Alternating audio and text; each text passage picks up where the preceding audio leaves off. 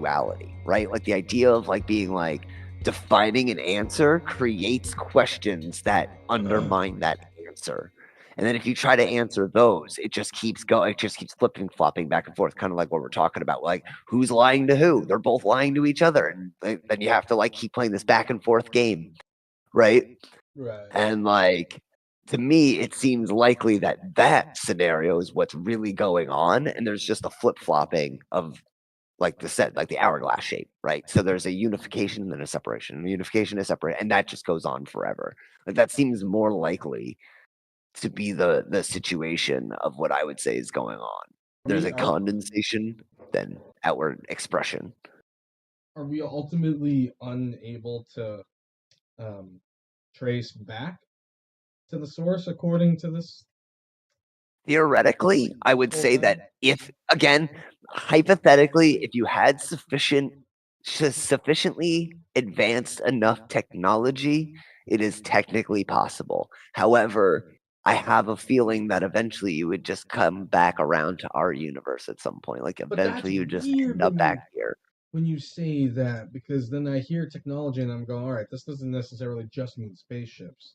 Like Oh no, it'd be whatever. far beyond fate. You'd be Some like kind harnessing of like multiverse technology, like yeah, machines built out of galaxies and like crazy shit. interdimensional energetic substrate shit that is Yeah, going to yeah. It somehow would flow into the next Big Bang of the next universe and still right, survive right. it, right?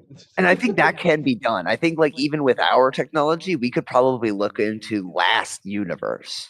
But like the further back you go, the every flip flop that you have to go back, it gets exponentially more hard to do. And eventually you're just using up more energy than you have at the capacity of our universe, right?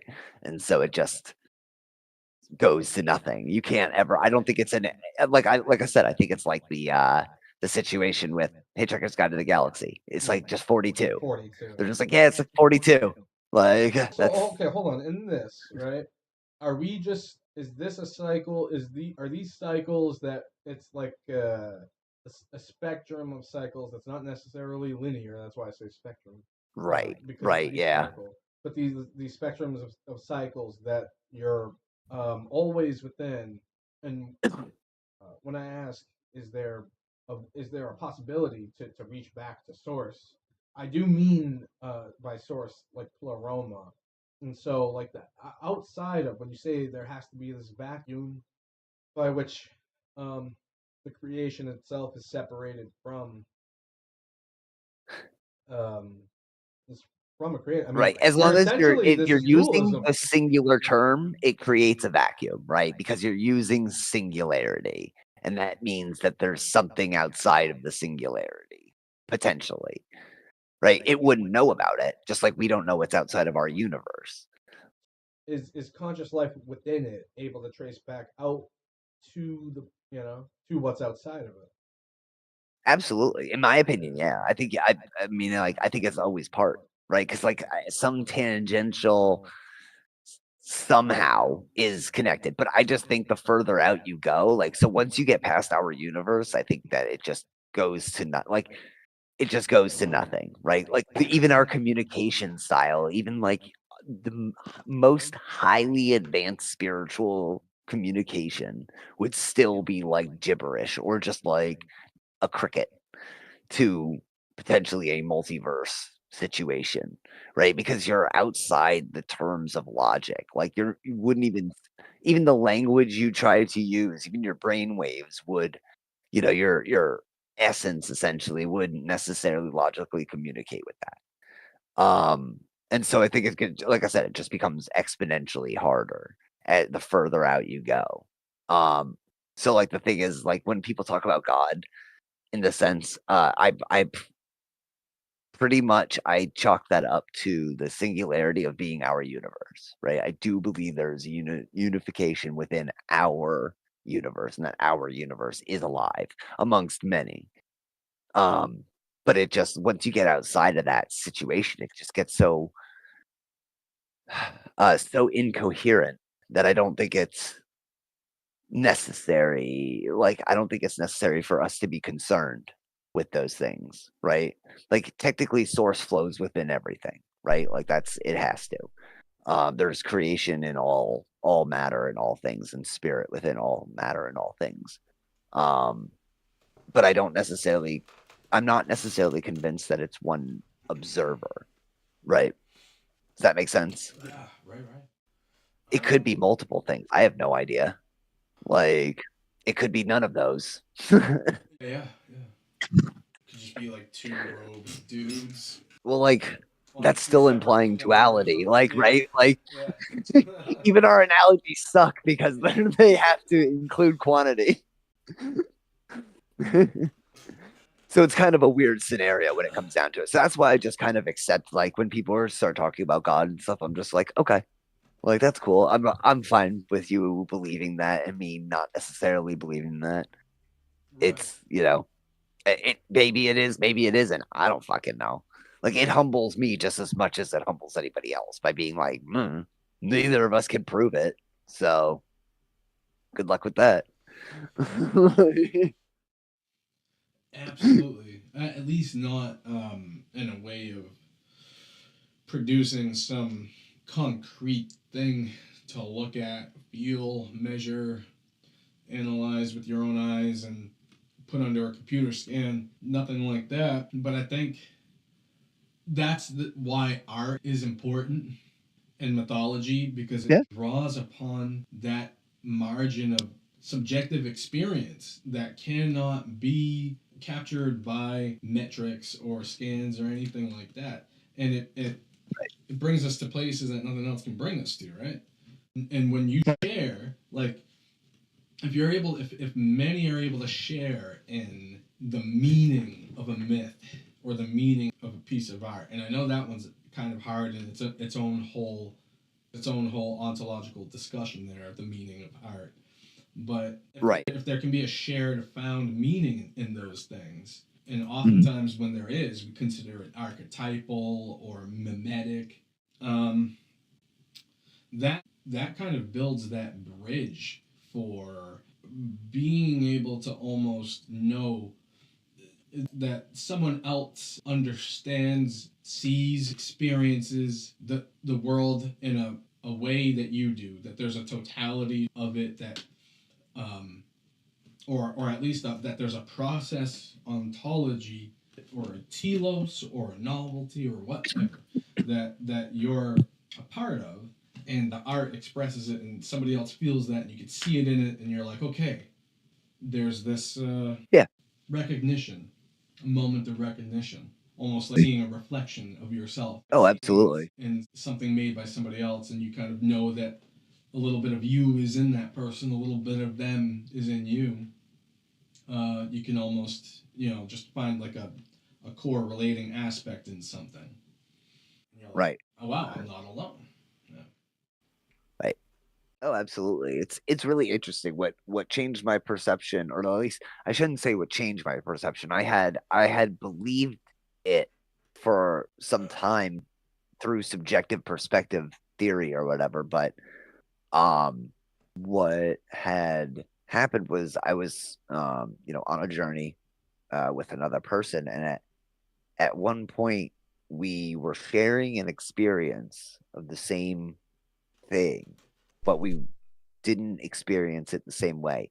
There was this inherent understanding that both people were there in that experience. But then there was this separation of how we actually remembered that information, right? But it was a very odd experience.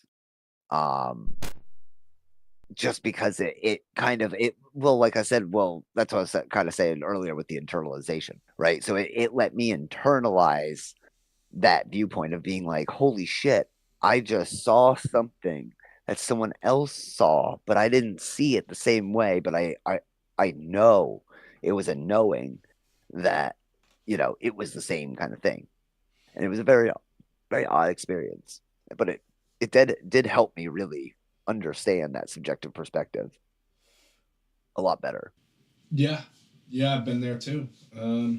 I similarly was on a journey with a group, Mhm. and It's strange to put it this way, but it's like there's a group equilibrium, you know? There's this group vibe that you feel guided by, that you're like, everybody else is also guided by this too. But I felt more particularly in vibe sync with this one person. And I know that, like you were saying, that there was like a shared aspect of that journey that was like experienced objectively. What was experienced was the same, like together. Not that we witnessed something together, but like we witnessed it, or not witnessed but experienced. Because there was, I can't say that there was a perceptible thing, but there was a sensation, and I think that's what you're speaking to. Yeah, I called it a knowing. Yeah, right. It was just this like inherent feeling of being like, no, they're here. Yeah, like, and I felt here. The sensation of the trip, as if I was also in the shoes, so to speak, of the other person that I was in this trip. That is to say that I was more deeply synced with somebody else's mind on like a vibratory level than the other people that were also tripping. Initiated this journey at the same time. So I would say we were kind of like mentally locked, this other person and myself. Yeah. That's a good way to put it. I mean, like, seeing a perspective in the same perspective, like you're standing in the exact same position, which is impossible, right? Right. Yeah. Right. It's literally like, even when I think about it, it's an impossibility. Yeah. Right. It doesn't make fully sense in my brain. Yes. But it does. And like, that's the thing, it's like it happens. So it's like, okay, well, like I have to internalize this information somehow and then just accept it to be somewhat true, right? At least, like, so true to me, at least, right? So it's definitely a strange situation. Yeah, you're not the only one as well. There's other people who have had this situation. I actually have a thread that's going on YouTube. It's fucking like 3 years long now. It was a comment that I laid out. It's got like 300 to 400 comments underneath it now. Of just people being like, yeah, I had similar experiences. Yeah, I had similar, and then there's like shit trolls in between and stuff like that. But like, it's just been going on for like ever. Like, I started this like thread by like two sentences. Like, it's just been going on for like ever. Like every like month or so, I usually get a new hit on it where people like comment underneath it. It's got like 800 up likes or something, like up votes or whatever. It's fucking crazy. But like, yeah, like, so it's I know that there's other people out there who've also experienced this, even if half those people are wrong and they had a completely different thing than we're talking about. That if there's a 50% error rate in those people's honesty, you know, it's still a lot of people. But, it's not on a psychedelic thing either. It's actually on a UFO video, which is crazy. Yeah, and that really does not surprise me at all, because I mean, you could draw the correlation of the UFO experiences all the way back to Terrence's earlier lectures about it. Sure. Back in the 80s and 90s. Oh, even then, where is he drawing upon a lot of what he's talking about in those lectures? He's drawing upon Jung, and he definitely found that book that Joey went over where Jung was discussing the UFO phenomenon. Yeah, I can't remember which one. I think it's his red book. Is it that one, the last one? No, I think it was like one of the. It was about just the UFO phenomenon. Okay. And it was one of the ones that like nobody really paid attention to. I think it was one of the ones that got people to not pay attention to him, because they were like, oh, he's the fucking. He's going insane. Yeah. Yeah. Not only did he get disowned by Freud, but also he's look. Here's the reason why, right? Right. Yeah. I mean, it's, and like I said, Yeah, Yes, I true. don't know what to make of the UFO thing. So like the thing is that Honestly, there's been a history of UFO stuff before technology existed, and that's what interests me the most, right? I have a problem with a lot of modern day stuff, right? There's a lot of things that people have captured that are, in my opinion, pretty clearly bugs. Um, just like straight up gnats flying across the night vision camera. Um, right. however, there are certain other videos that are interesting, like the Tic Tac video, things like that, right? There's like military footage that's confirmed by multiple people, plus other sources and stuff like that, third party sources. So it's like, okay, that's better. But like I really pay attention to like the medieval sightings and like things like that because it seems to be the case that you have this situation and actually Dana talks about this. I'm trying to think of her last name, but she's the religious philosopher or religious Bible study person who had access to the Vatican files and stuff and was looking at these incidents, right? These angelic incidents, and she was saying she's like a bunch of them, like they don't even mention angels, like, they don't like that was all it was all completely rewritten into a religious framework. So, like, she specifically talks about this one lady, right? She was a nun back in like the 14th century or some shit, right? Yeah. And she was one day she was praying outside. She was, doing her nun stuff or whatever. And she says this shining being came up over the hill and she became basically paralyzed. She became like awestruck. She said, like, right. She Yeah. was just like she was like paralyzed with seeing this being, potentially suggesting some type of hypnosis or whatever as well, or Right. just being afraid. But regardless, the she says this is the nun's account is that she was jabbed with a dart. She calls it a dart, and that it stuck her with this dart, and then it just left.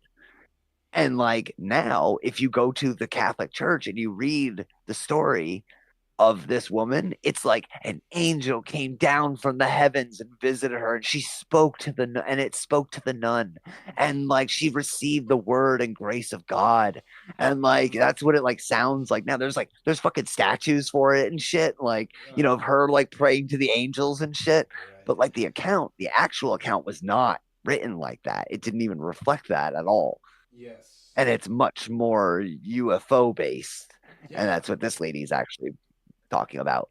Yeah. So Yeah. she's point blank saying that her sources have taken her to, and she's written books on this shit or whatever, but like she's saying that she knows people who she got in contact with who have taken her out to the desert and have uh, shown her crash sites where there is debris that they have picked out and are having analyzed and like or had analyzed and was confirmed that it is non-native material essentially, right? It's Mm. not a material that humans make currently, at least, right? And that there's these crash sites that exist potentially, and I'm just I like I said, I don't know whether or not to believe her. She could be getting duped. They could have gone out there in the desert and sprinkled all this shit around Yeah. and then come in and been like, look at Who's that? Who is it? The Dana chick. right.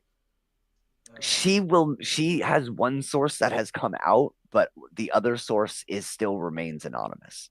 okay. I can't remember, but the main source, she still refers to him by a pseudonym, so we don't know who he is.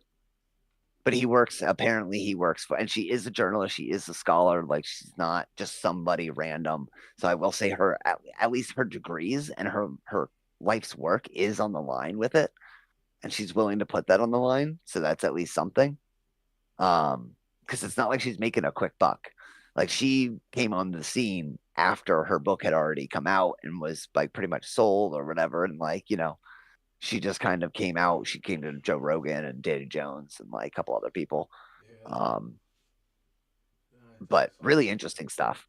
Really Yeah. interesting stuff. Definitely worth looking. I've mentioned her before in like one of our other podcasts. It was Dana something. It's like Petrosky or something like that. Um, but like she's also tying this idea to this kind of like, spiritual slash alien Oh coercion. yeah. I know this chick. With the Yeah. she's got the very like Yes. northern Sometimes she's wearing western glasses, accent. sometimes she's not. Yeah. Yeah. Yeah. She wears contacts sometimes. She's super I'm awesome. sorry. I I like Yeah, her that interviews. emission. You're good.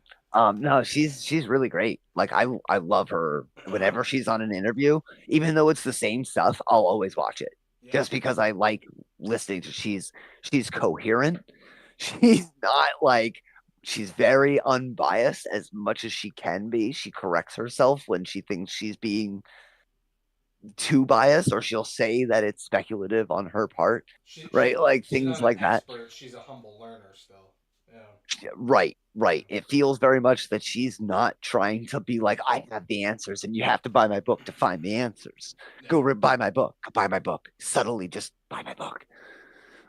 Like, Right. right. She doesn't appear on Gaia. She doesn't appear on Spirit Science. She doesn't, Yeah, she doesn't like not appear on appearing any of on these Gaia crazy kind things. of covers her on like all the bad prospects of things. Like Right, right. if she's not Yeah, she's not Billy Carson. of all of the worst things that you could be.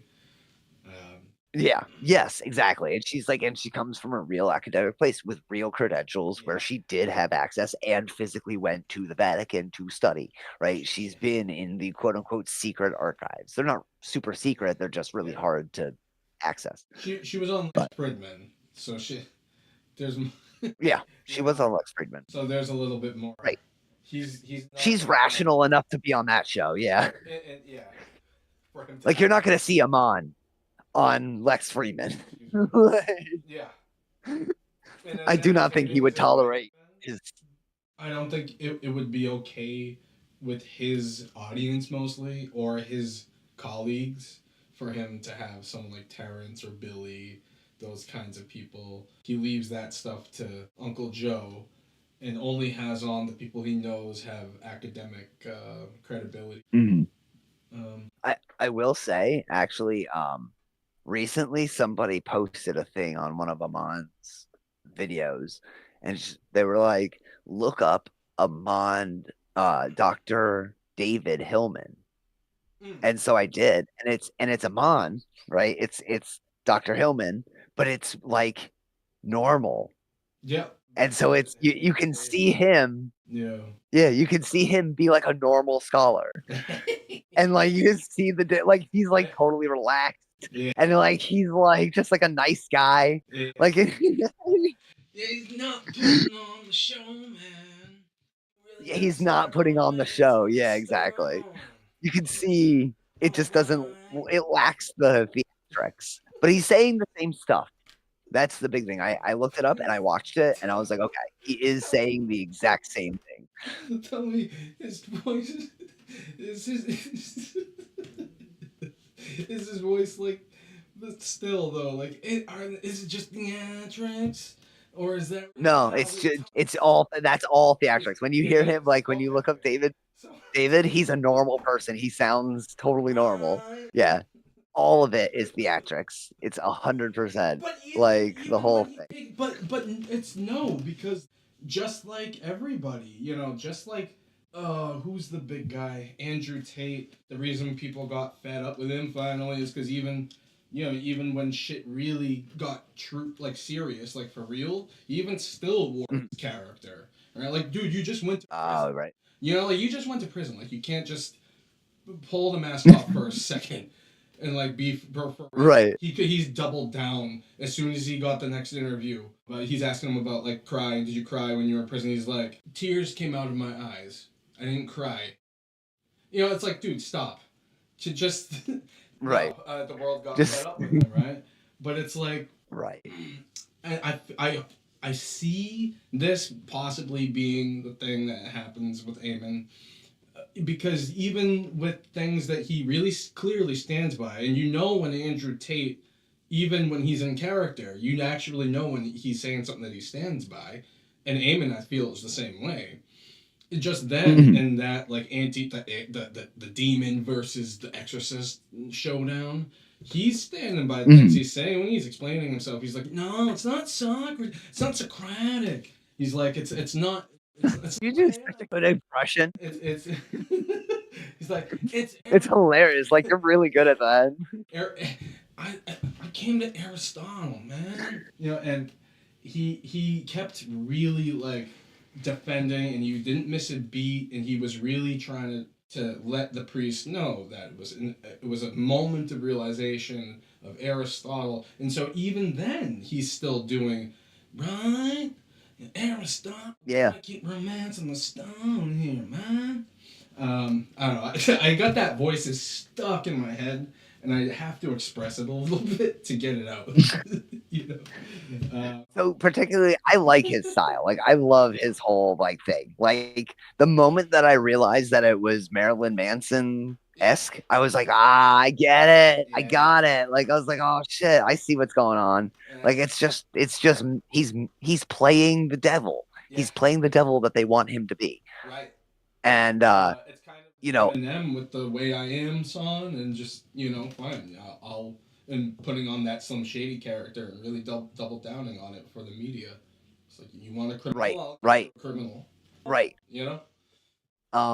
I will say though that it is possible with Ammon is that some people do have really heavy masks, right? And so I have no idea what his personal life was like. He might normally be like this and then was just able to pull himself together for professionalism, right? Sure. Like, and like obviously he's not even trying anymore, but like that one video, right? Like his whole life, like he came out of the womb. because I don't know if he was still working for the Vatican at that point, right? Like I don't know when he was at.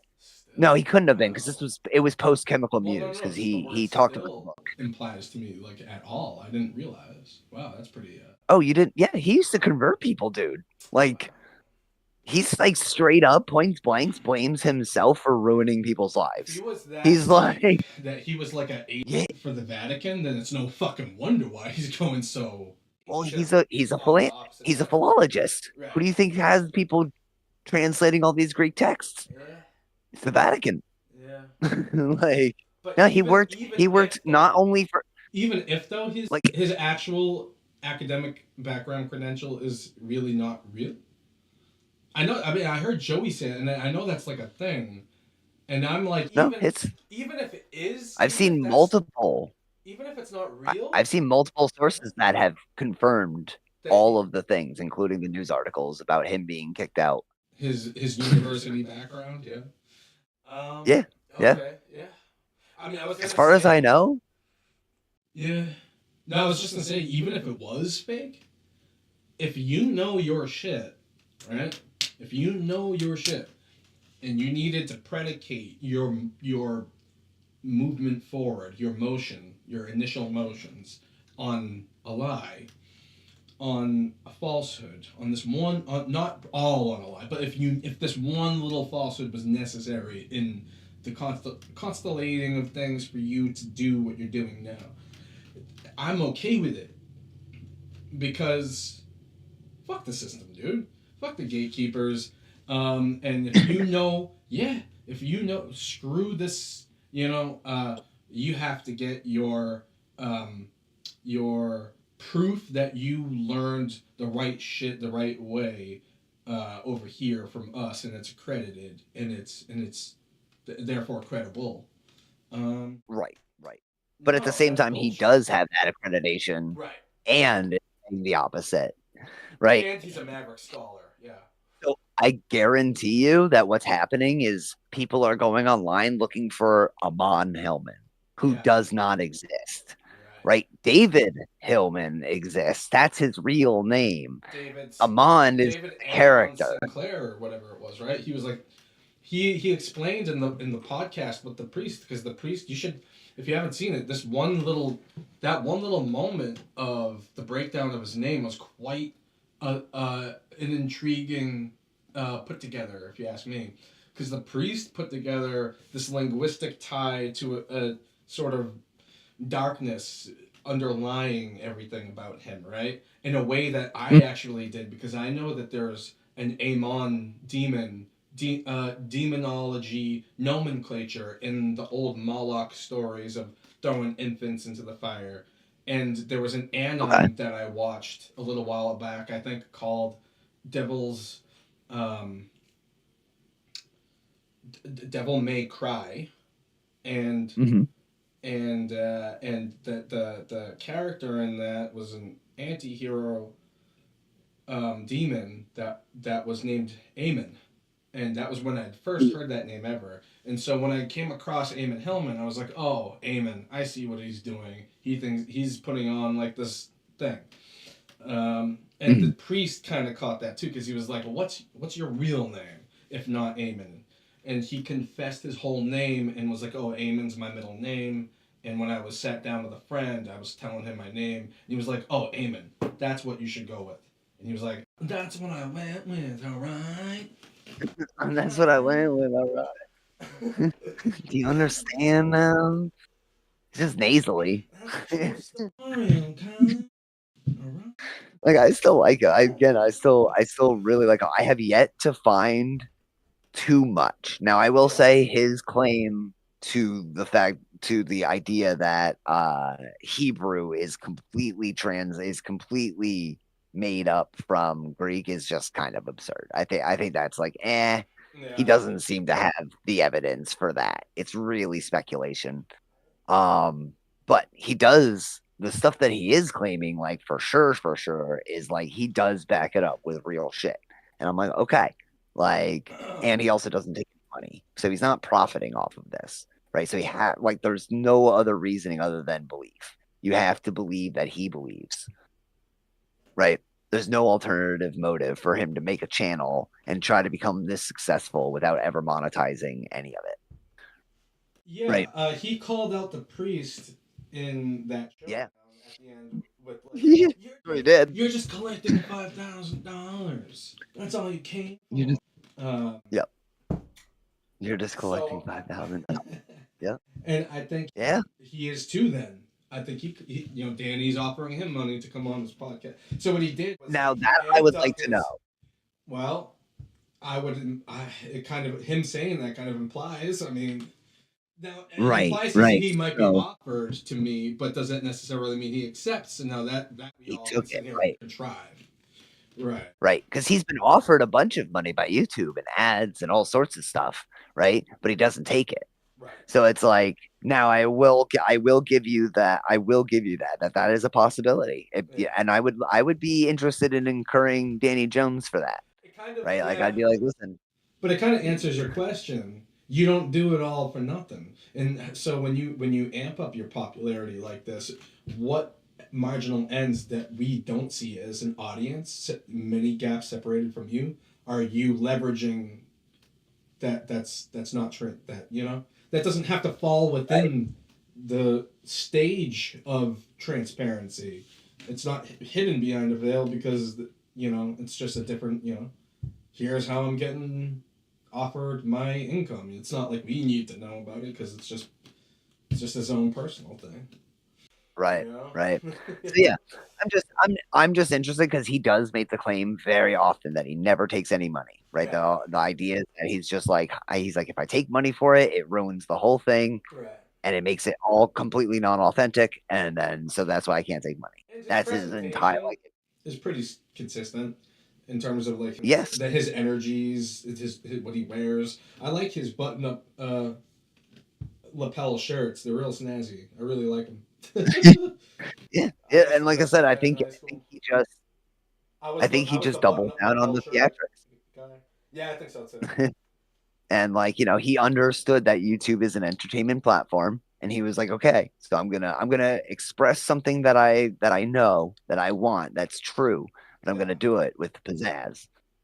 Right. And And like, that's weird too. How that point applies on both ends of this double edged sword because it's like your choice between transparency and obscurity, like we were saying before. It even if you go the transparency route and you're like, oh, this is informational, this is academical, da da da, you're still incorporating quite an element of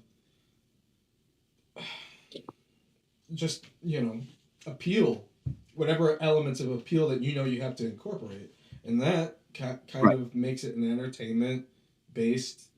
You're utilizing on the entertainment aspects of the medium, regardless. Right. So. Well, he also, I mean, obviously, Ammon believes pretty heavily in Greek, right? And Greek used storytelling to get points across. They were pagan, right? So that's what they used. That was their type of the mythos was the way to get ideas and stuff ingrained into the like really complex ideas, right? Because you could tell a story over time and discuss things with that idea. And I think Ammon is also very much into that, right? He's obviously very pro Greek. Like that's pretty clear. So I would imagine that he's using things that they developed, methods that they developed to get his point across just as much as they would, right? So in his mind, he would say, okay, how would a Greek person have done this? How would they have displayed this or told the other people about this? And it would be through allegory, through play, right? Through theater, because even the theater was mythos, right? Right. So it's like that's what I think he's doing. Like it's just theater with truth being told, right? It's not about it's not even truth, I would say, but ideas, right? Concepts. And so that's what he's doing. Like he's doing it in his own way, in the current YouTuber way, right? Right. But so it's like, it's him being the main actor and he just puts on this kind of persona and then he talks about the stuff that he wants to talk about. But I'm sure he had to practice putting into that persona. Like I said, he either had to practice or that's his actual natural self, Yeah. and the other normal Ammon or David Hillman is the mask, Well, I mean, right? But there's natural, one is the mask at natural least. method actor in which he's, even when the cameras stop and the microphones turn off, he's still like, thanks. But then Right. goes home, sees his kids or whatever, and it's just like, yeah, so that was great. It was a great podcast. I had a fun time, but now I'm home to have dinner with you guys, and he's just normal now. Right. He's just normal person. Now that would be really like, you got us, bro. Well, I would suggest that's very likely what's going on, in my personal opinion. I don't. Yeah, I think he's acting like in that way. Like that's why immediately I was like, he's being intentionally creepy. He's being intentionally, it's too over the board for him. He's way too close to like Hannibal Lecter to be a normal person, right? There's nobody that exists like that. It only exists in the movies. But So that's where like I kind of caught on the theater. The interesting thing is that what he's doing is he's doing this in the realm of a very sensitive subject nature, right? The realm of faith, yeah, theology, and academically crime. Oh well, yeah. But yeah, constellating all those things, and then you put on this character and use it as a vehicle to illustrate, demonstrate, communicate various ideas, concepts, or even, as I would say, personal extrapolations based on genuine interpretations, translations, right? And the blending of editorialization and presentation is the kicker of it. Is and like when he says, because he brings out that Bible, the priest, and is like, to what was it? I think it was a blessing ritual he did on Danny. He was going to explain some stuff, and then Ammon's immediately just like, what is a Christ? Tell him what a Christ is, because if you don't know, then how can he's like, read this? You can't read it, Bob. And if you can't, read this. Yeah, you can't read it. Literally, this is actually the thing that it's like the ultimate thing that made him win that whole exchange. Is that literally, no matter what side you're on, like if you're a Christian or a Satanist, you have to hand it to Ammon that he has the original fucking language in his hand and he can read it and the priest can't. Yeah.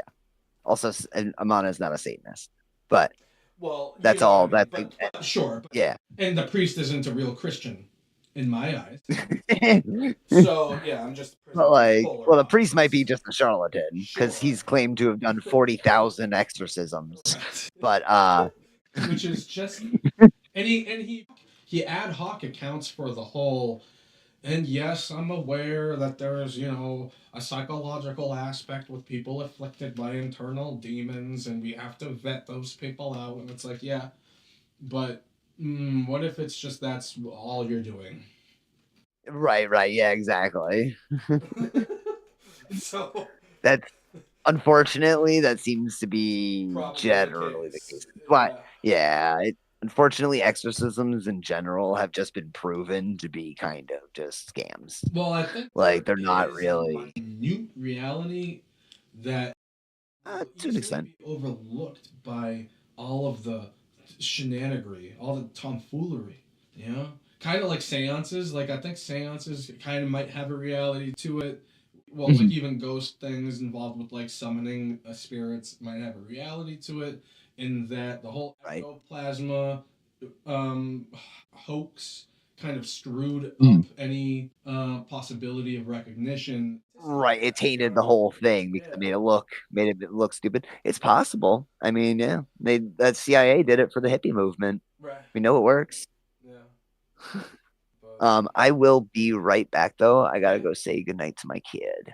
So Yeah, of course. I will be back in a minute, but I'll probably be jumping off pretty soon though. Yeah, sure. Yeah, In general. we've been at it I'll be right for back. a little while.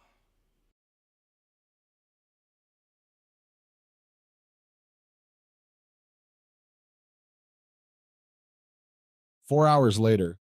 I don't remember where we were at. I don't either, actually. It's something about. It's like at the tip of my tongue too. I can't locate it. The debate between Ammon and the priest. Yeah. And how basically Ammon won because he's just like, here, read this Greek. Oh, you can't? Yeah. You're an idiot. Basically. Like, you can't even fucking read the text and you're gonna tell me that you're right and I'm wrong. Like, Yeah, right, basically. I mean, so it is, I have to admit, it's kind of laughable, right? You can't because he has the degrees. He has both of the degrees, not only the ancient Greek degree, but also a degree in medical biology. It's like, right. Yeah, there's a multifaceted perspective there for sure. well, it gives him, it specifically proves that he should have been in the occupation that he claims that he was in, right? Because he's claiming that he's translating texts from the Greek that basically nobody had translated before. This is years ago now. But what he's saying is that he was uniquely qualified to translate medical texts. And at the time when he began translating these things, he was Christian. He was still part of seminary school and stuff. And, that's what led him to make these realizations because nobody else does those things, right? Nobody else had a degree in like microbiology or whatever it was. And ancient Greek, right? There's plenty of people who can know ancient Greek, but there's not very many people who know something. Hold on a second. I'm getting a phone call. No, you're good. I'll be right back. Another 4 hours later. Sorry, brain fire. What were we talking Um, about? The crap. Yeah. I was trying to say, who's gonna put that much physical labor into something that's not even gonna be all that much of a turnaround? You can't really project for Right.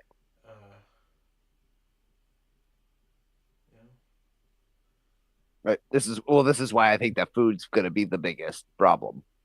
Like everybody's like, oh man, what if an EMP hits the Earth from the sun and takes out all our satellites? And I'm like, dude, we're gonna fucking starve to death because nobody knows how to grow fucking food anymore. Yeah. No one was if the farms go down, to learn it anymore. right? Because there's nothing to stop the farms from economically going under. now, right? It's not a matter of domination. It's a matter of like they have to afford some sort of efficiency per square acre in order to afford their farm, right? So they have to mitigate prices somehow, and that's going to lead to problems, or it's going to lead to the foreclosure of farms, right? Or in other economic situations, since we buy a lot of our food, those places would just stop selling to us, like we're going to see in the next very soon future. I don't know if you And know this, but so Mexico, no matter what but any politician was gonna do, we were always gonna have high grocery prices from here on out. yes, Yeah. but now with those tariffs that Trump just put into place on Mexico, people for some reason just forget that like a large portion of our food is grown by Mexico. Mm. Like they absolutely produce a shit ton of our food, specifically corn, like for all of the corn products that we use, which is like a massive amount.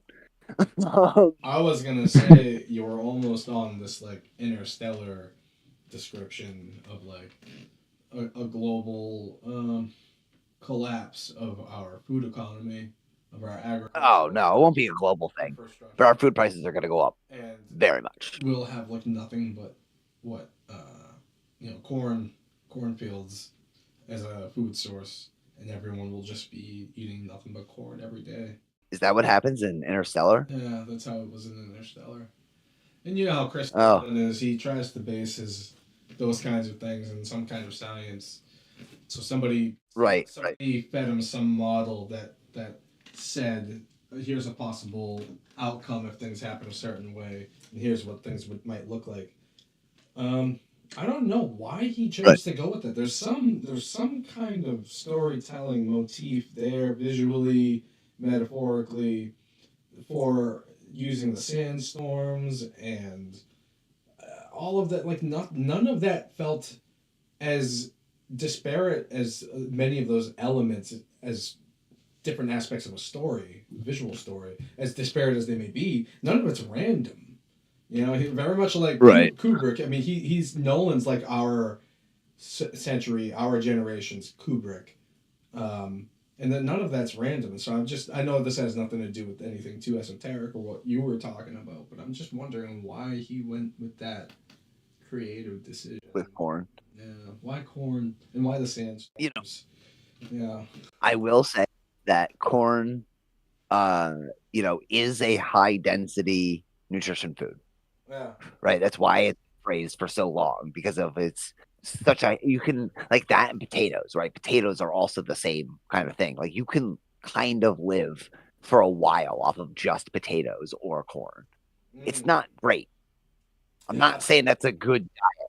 You got Ridley Scott with Matt Damon on Mars with potatoes, and then you got Matthew McConaughey on some random gargantua place with fucking.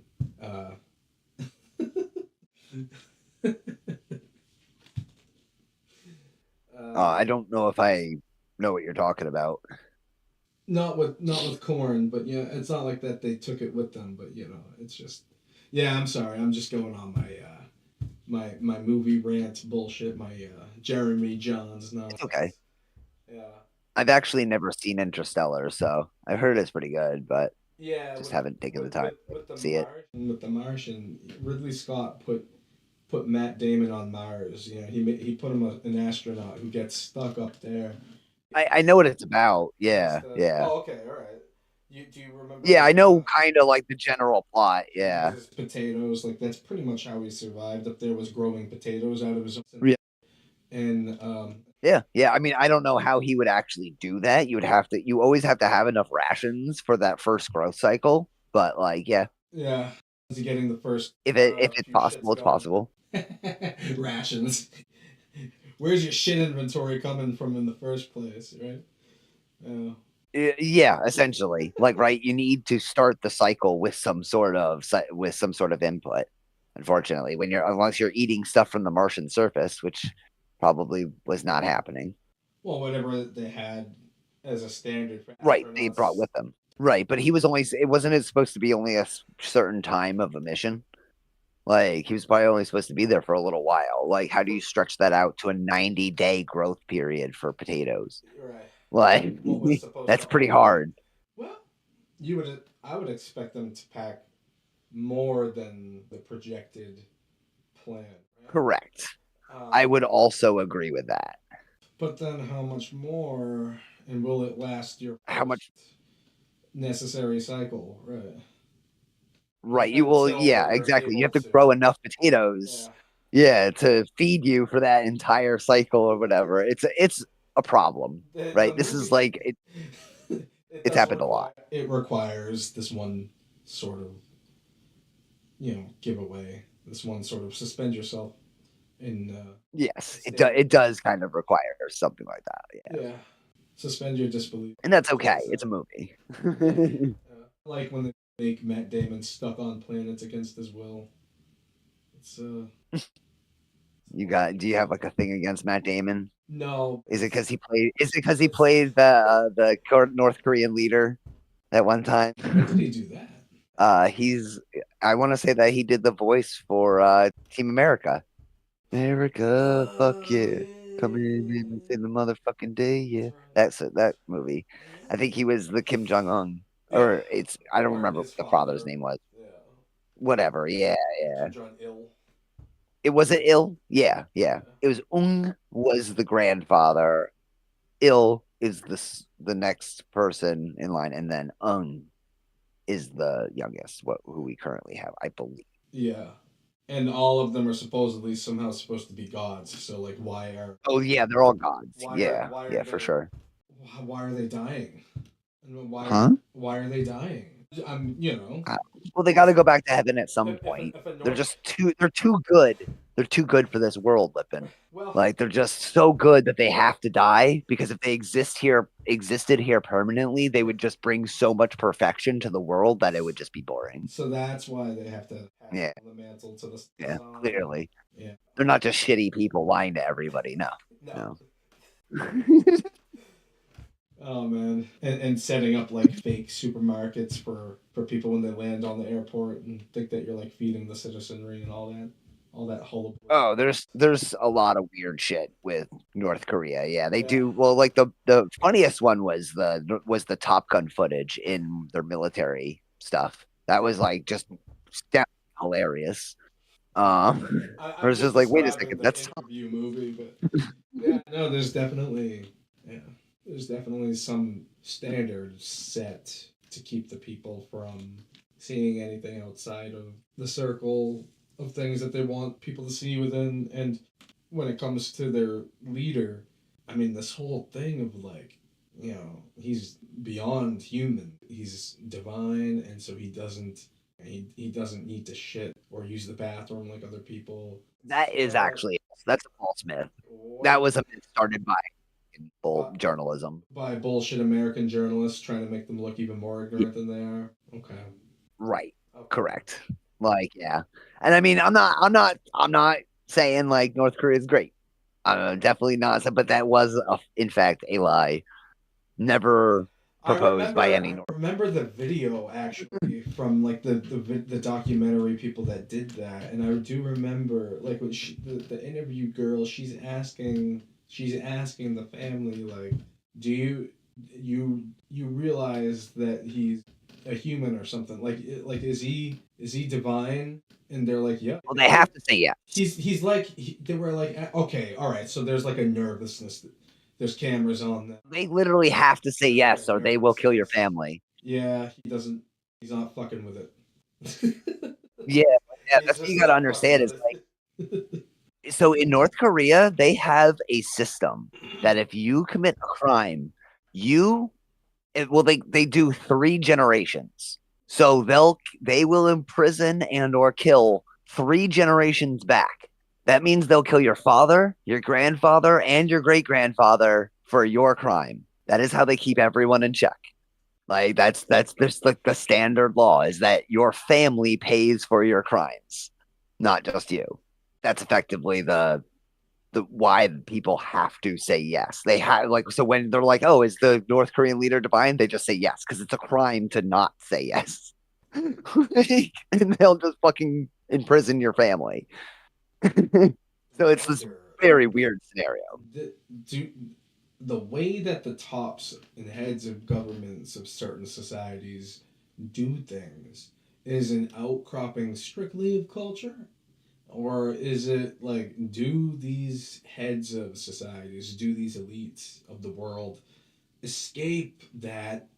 Are they beyond that dynamic, which is why they're able to control it, and they realize, what needs to be realized beyond like the I don't know, like the master slave sort of dynamic throughout the world, and that's how. What do you? Like I don't think I'm following. Why? Like, okay, great. All right. Granted, the assumption that anybody who's in charge of a whole society would get to that position is because they seek power, not because they seek peace or any idealistic nonsense.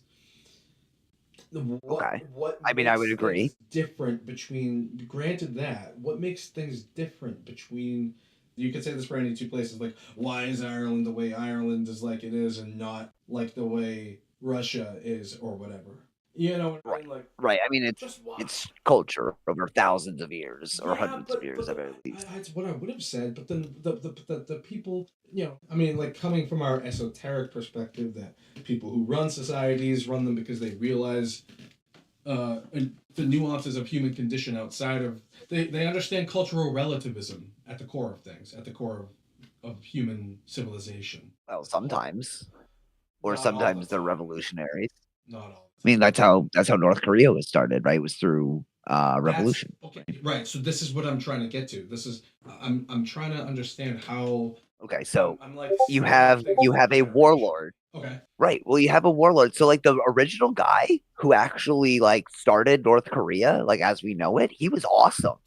Like he was like super awesome. That's why everybody still will not say bad shit about him, basically because he really did a lot of good things for the country. The country was fucked. Sure. Like, and him and his people seized control, and actually started to bring people out of poverty, creating a communist kind of Soviet state.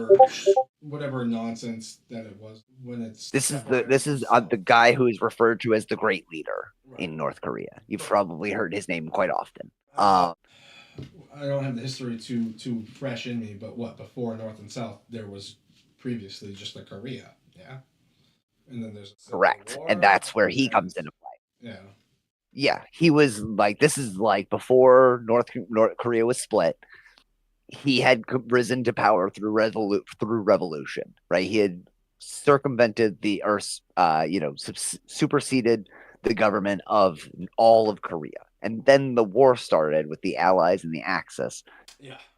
Where the country was then split along the 32nd parallel or whatever, or 33rd parallel. Right. Or was that Vietnam? I can't remember. But either way, and right there at that split, like literally they're looking right at each other at the gates. Oh yeah, they have. Well, again, I will say that people want to believe they're like North Korea is super aggressive, but also what America does is runs in cooperation with South Korea, run the biggest demonstration of military force right on that border every year. Yeah. So like they'll grab the biggest, baddest weaponry from all around, and they'll just fucking start launching shit off and stuff. And then North Korea responds by getting even more paranoid. And people are like, look at North Korea. They're being so aggressive. And it's like, well, no. They have reason to be afraid. It's literally the 21st century version of just tribal chest beating it. Just stars and stripes. Yeah. I mean, it's obviously ensembled around South Korea, but like, it's that same kind of nationalism. Yeah. But yeah, it's there's a lot of problems that we are also instigating with North Korea, right? Yeah. So like there's problems that way as well. I'm not saying North Korea is great. They do a lot of horrible shit. However, like, that not everything is as it seems, right? Yeah. Just like North Korean people are not the same as their government, Right. right? Like North Korean people are pretty chill. They're very nice people. They have their own culture and history and families and shit like that. That's great. They're not running this shit. They're just captured. They're just swept up in a wave of communism that has now gone awry. Under the rule of law. You're just under the rule of law. Yeah. Well, so America's anti-communism campaign didn't help. So what happened was they achieved communism, right? And they were like, "Oh, it's doing good." And then America came in and was like, "Fuck your communism." Yeah. And then we attacked them. And now they're just like still paranoid from that because we just basically walked in, took half their country, and was just like, "All right, we're giving this to these people. Fuck off." So, right, there's a perspective on it as well. So, like, the population is also quite weary of Westerners, right? They're also fed propaganda that Americans are awful, awful people that will eat your babies and all sorts of crazy shit, right? So, like, we do the same thing. Like, we try to demonize the enemy. It just made me think of that old video of what's his name, Phil, of the fucking ranch. Those people that the Christian Baptist Bible group that used to. Yep, I know who you're talking about. Westminster Baptist. Yeah. Yeah, whatever. But yeah, I know what place you're talking about. Baptist Church. Westboro. There you go. The guy John. Yep. What's his name? He's in that video. It's a closed situation. It's internal, like someone from within is filming. They don't know that the internet's going to develop into what it's going to develop into, and I see this video of he's sitting there lecturing to everybody. He's like, they're going to eat your babies. They're eating your babies. And I'm right, yeah. Like, what is this old fool ranting about? And then, yeah, ever since 2013 and onward, you're getting this developing conspiracy narrative of adrenochrome and right. That's what I was gonna say. Adrenochrome, witchcraft, and everything, and the elitists and vampirism and and it just doesn't end. Yeah, it's just people who never let go of the satanic panic. What if Philip, what's his name, was getting in on all that satanic panic and also trying to rile people up about the babies, and why was he talking about it? And that's just, I don't know. It was really weird. Who is it? Phil who? I forget his name, but he was the guy. He was the guy who turned that family into what it became, into that extremist hatred thing. Oh, the leader, the pastor. Yes. And I think his daughter, the guy went to prison. Did he? Yeah. Was a lawyer. His daughter was a lawyer. Yeah, I think his daughter finally reemerged from all that as oh yeah, all that was bullshit. I can't believe that I was successfully. Oh, I didn't hear that. She was vehemently defending. She was filing lawsuits like crazy.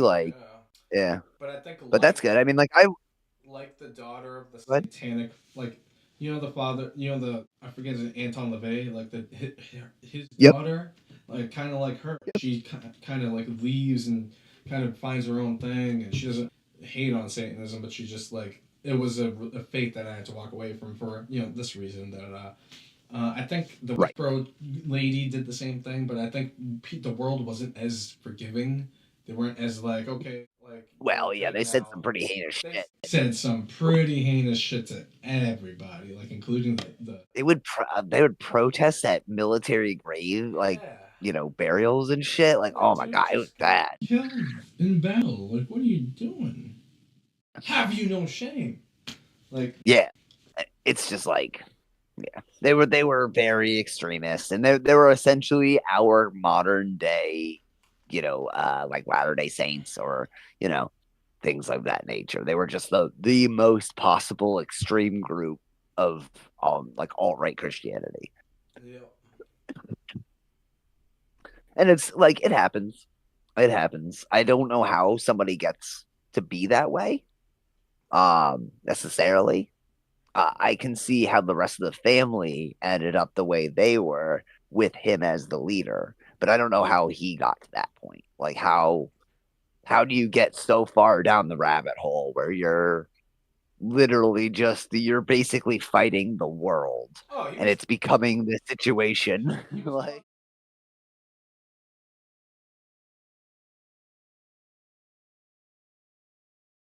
Probably. Like, There you I go. think that's a little simplistic, unfortunately. I mean, It it is definitely is. possible. It is very Taking the possible that canons he out and was, why, right? well, it's possible that he was sexually molested, Yeah. right? I Yeah. mean, that And what would develop a hatred for gay people other than being molested by a gay person, right. right? A gay adult. Well, And someone that you trusted.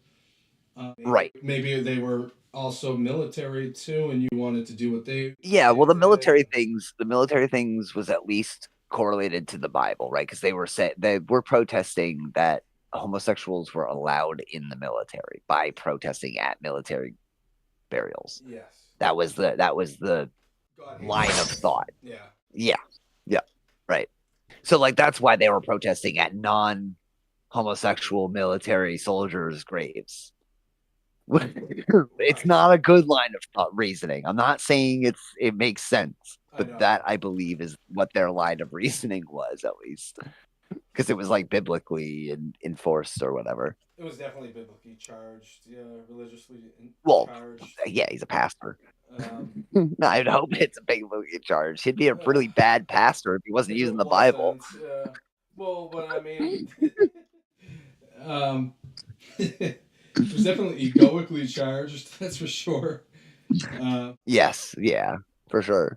But where the But I origins think of the I think trauma I come think he from, that's suffered. a pretty good question. Yeah.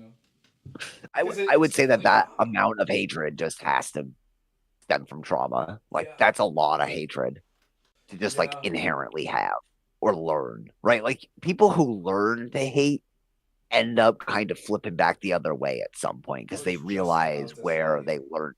Hatred is the opposite of love. But It's better than non-feeling. it's easier for sure. I mean, I wouldn't say better. I would say easier. because Yeah. ultimate indifference is like complete cold sociopathy, if you ask me. Because then, at least Right. when you murdered somebody for betraying you or whatever, like a lover, There's reason like behind it. triangle. Yeah, there's There's a again there's line of emotions thought. there. You're a fucking human. Yeah. I don't know. Where I guess at first I was totally destroying him, and now suddenly I'm going out of my way to humanize him. Well, I will say I kind of started that. I'm just saying that there is he was a human. He is a human, regardless if we hate him or not. You can hate him, and he can still treat him like a human being. Absolutely, right?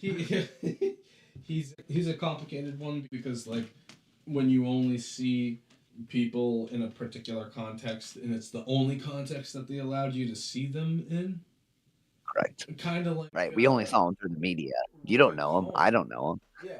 Like Roy Cohn, especially with that new Trump movie, he's going to be perpetually locked into the culture as this like vile creature that absolutely no one loved all the way to the end of life simply because like yeah, he fathered no children and died with no wife and no family.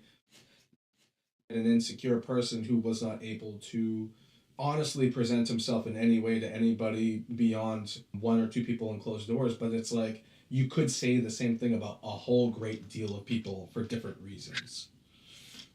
Right. It's not so easy to compare and contrast people, but you feel like you got something on someone because they gave you a whole lot of themselves in a public presentation or many public presentations. It's kind of like, all right, well, you put yourself out for a target. Like, if you're going to do this, well, it's all masks.